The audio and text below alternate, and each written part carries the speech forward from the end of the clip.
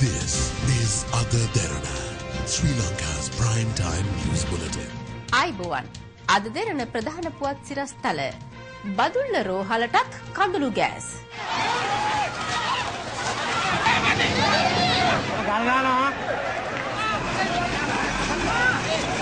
ලක් විජය යලි බල ගැන්වේ ගොවි විශ්‍රාම දීමනාවට ජනපති මැදිහත් වෙයි බෝල්ට් ප්‍රමුඛ ජමයිකාව වාර්තා අලුත් කරයි. සිරස්තලවල තොරතුරු සවිස්තරව ගෙනෙන්නට අප සූදානම්. බදුල්ල මහරෝහල් සේවකින් හා ප්‍රදේශවාසීන් සංවිධානය කළ උද්ඝෝෂණයක් හේතුවෙන් බදුල්ල නගර මැදේ අද පෙරවරුවේ නොසන්සුන් වාතාවරණයක් හටගත්තා. තත්ත්වයේ සමතයකට පත් කිරීම සඳහා උද්ඝෝෂකයින්ට කඳුළු ගෑස් ප්‍රහාර එල්ල කිරීමටද පොලිසියට සිදු වුණා. බදුල්ල මහරෝහලේ කනිෂ්ඨ කාර්ය මණ්ඩල සේවකයෙකු මුහුණ දුන් රිය අනතුරක් සම්බන්ධයෙන් පොලිසිය නීතිය නිසි ක්‍රියාත්මක නොකළ බව පවසමින් මෙම උද්ඝෝෂණය සංවිධානය කර තිබුණා.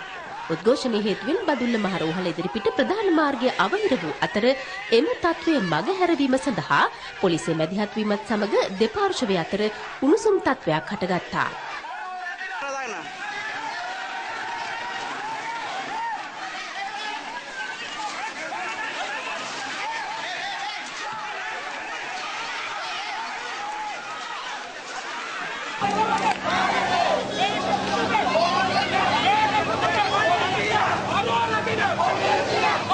මෙහිදී උද්ඝෝෂකයින් රෝහලේ තෙමහල් ගොඩනැගිල්ලක උඩුමහලේ සිට පොලිසියට ගල් මුල් ප්‍රහාර එල්ල කිරීමත් සමග එය පාලනය කිරීම සඳහා කඳුළු ගෑස් ප්‍රහාර එල්ල කිරීමට සිදු බව පොලිස් මාධ්‍ය ප්‍රකාශක ජ්‍යෙෂ්ඨ පොලිස් අධිකාරී අජිත් රෝහණ මහතා සඳහන් කළා.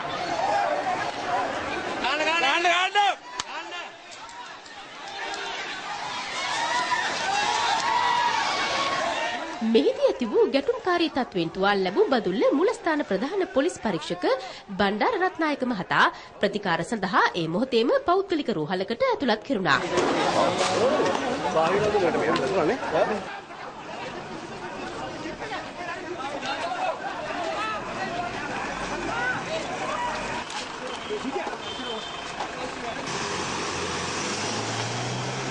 කෙසේ වෙතත් බදුල්ල මහරෝහලේ වෛද්‍යවරුන් දෙදෙනෙකු සහ උද්ඝෝෂකින් කීප දෙනෙකු බදුල්ල ජ්‍යෙෂ්ඨ පොලිස් අධිකාරී ග්‍රෙගරි කුරේ මහතා සමග සාකච්ඡා කිරීමෙන් අනතුරුව තත්ත්වය සමතයකට පත් වුණා. මේ වන විට අදාළ රිය අනතුරට සම්බන්ධ පුද්ගලයන් සහ වාහනය පොලිස් අත්අඩංගුවට ගෙන ඇති අතර පොලිසියට පහර දුන් උද්ඝෝෂකින් දෙදෙනෙක්ද අත්අඩංගුවට ගෙන තිබෙනවා. මේ අතර කඳුළු ගෑස් ප්‍රහාරයට ලක් වූ බදුල්ල මහරෝහලේ වෛද්‍යවරියකට හා රෝගීන් පිරිසකට රෝහලේ ප්‍රතිකාර ලබා දුන් බව බදුල්ල මහරෝහලේ අධ්‍යක්ෂ වෛද්‍ය සම්පත් ඉන්දික කුමාර මහතා සඳහන් කළා.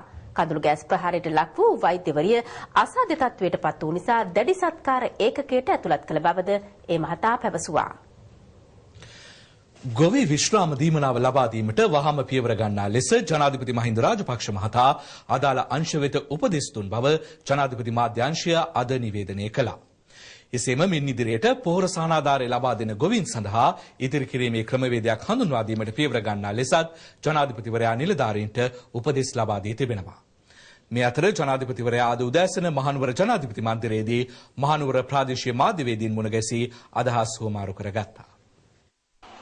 මහනුවර ප්‍රදේශයේ පවතින ගැටලු පිළිබඳව මෙම හමුවේදී ජනාධිපති මහින්ද රාජපක්ෂ මහතා මාධ්‍යවේදීන්ගෙන් විමසා සිටියා. එහිදී මාධ්‍යවේදීන් පැවසුවේ මහනුවර මාර්ග සංවර්ධනය කිරුණද තවත් මාර්ග රැසක තත්ත්වය කනගාටුදායක බවයි. එසේම මහනුවරට අංග සම්පූර්ණ රඟහලක අවශ්‍යතාවයද මාධ්‍යවේදීන් විසින් පෙන්වා දෙනු ලැබුවා.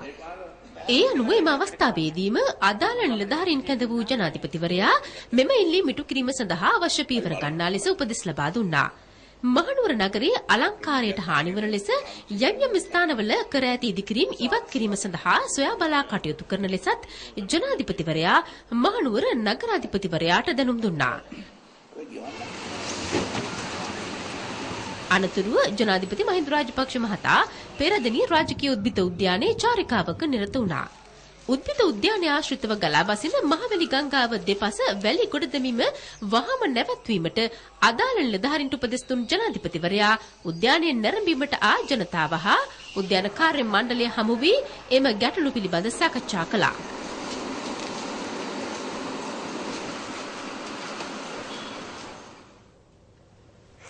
දැඩි ආందోලනයක් ඇති කළ ටෙසෝ හෙවත් දෙමළ ඊළාම් සහයෝගිතා සමුළුව ඉන්දීය DMK පක්ෂ නායක එම් කරුණානිදිගේ ප්‍රධානත්වයෙන් අද ඉන්දියාවේ චෙන්නයිහිදී පැවැත්වුණා. මෙහිදී DMK පක්ෂයේ නායක එම් කරුණානිදි පවසා ඇත්තේ ශ්‍රී ලාංකේය දෙමළ ජනතාවගේ ගැටලු සඳහා දේශපාලන විසඳුමක් ලබා දිය යුතු අතර දෙමළ ජනතාවගේ කටයුතු සඳහා තම පක්ෂයේ සහයෝගය ලබා දෙන බවයි. මෙම සමුළුවට ඊළාම් යන වචනය භාවිත කිරීම සම්බන්ධයෙන් ඉන්දීය මධ්‍යම ආණ්ඩුවෙන් විරෝධය පළ වූ අතර ඉන්දීය විදේශ කටයුතු අමාත්‍යාංශය සඳහන් කර තිබුණේ අදාළ වචනයෙන් ශ්‍රී ලංකාවේ ස්වෛරී භාවයට හෝ එක්සත් භාවයට හානි වූහොත් එහි වගකීම ටෙසෝ සංවිධායකින් බාරගත යුතු බවයි. මේ අතර දෙමළ ඊළාම් සහයෝගිතා සංවිධානයේ සමුළුවට විරෝධය පළ කරමින් අද කොළඹ විශ්වවිද්‍යාලයේ ඉදිරිපිට විරෝධතා ව්‍යාපාරයක් පැවැත්වුණා. මෙය සංවිධානය කරනු ලැබුවේ දේශහිතෛෂී ජාතික ව්‍යාපාරය විසින්.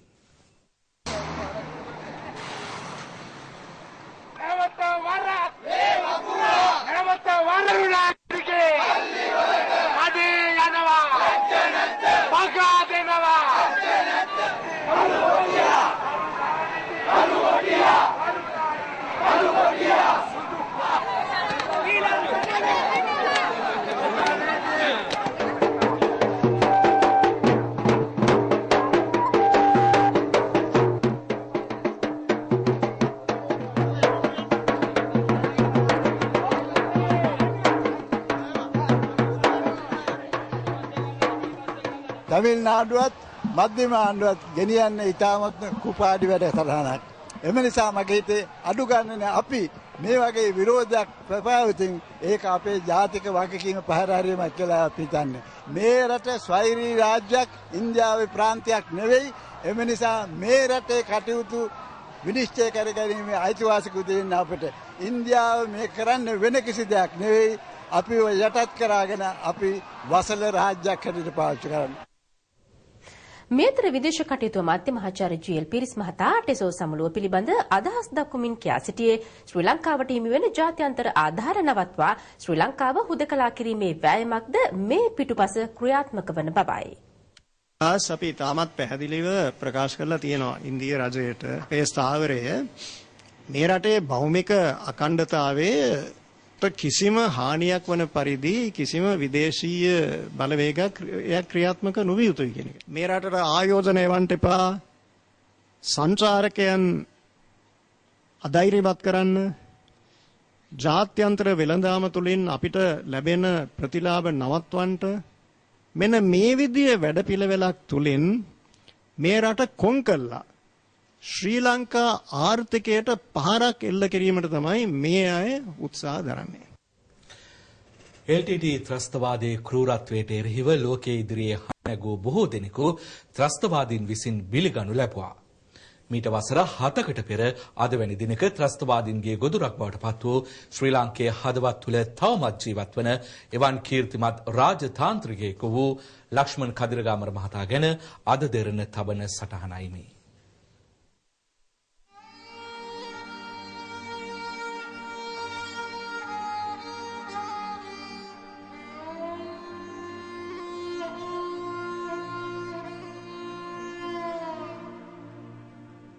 විදේශ රටවල් ලවා LTTයට ජාත්‍යන්තර තහනමක් පනවා ගැනීම වෙනුවෙන් කළ අප්‍රතිහත කැපවීමේ ප්‍රතිඵලයක් ලෙස හිටපු විදේශ කටයුතු අමාත්‍ය ලක්ෂ්මන් කදිරගාමර මහතා LTT ත්‍රස්තවාදීන් විසින් බිලිගනු ලැබුවේ මේ නිවසේ ඔහු රැඳී සිටියදී.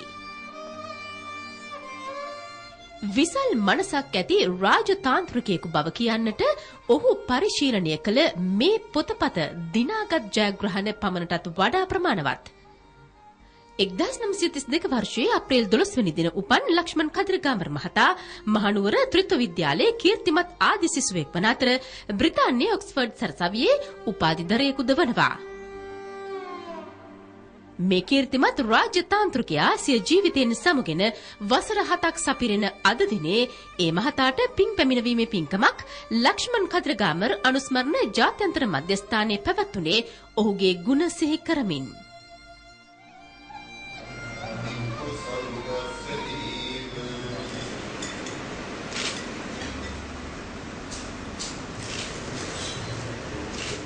මේ රටට මම හිතන්නේ පහළ වෙච්ච ශ්‍රේෂ්ඨම ඇමතිවරයෙක් ඒ වගේම ශ්‍රේෂ්ඨම පුජ්‍යලයෙක් මම හිතන්නේ අද වර්තමානයේ වෙනකොට මේ ඔක්ස්ෆර්ඩ් යුනිවර්සිටි එකේ ඉගෙන ගත්ත මේ වගේ දක්ෂ ශ්‍රී ලාංකිකයෝ සියලුම දෙනා මේ රටෙන් නැති වෙලා ගියා.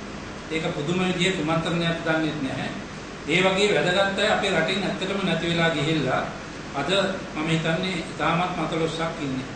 ජාත්‍යන්තර ලෝකී මහත් පිළිගැනීමක් තිබුණු කෙනෙක් ලක්ෂ්මන් අදිරිගම ඇමතිතුමා. ඒ ඇමතිකම නිසා එතුමා බබළුනේ නැහැ. එතුමා නිසා විදේශ ඇමතිකම බබළුණා.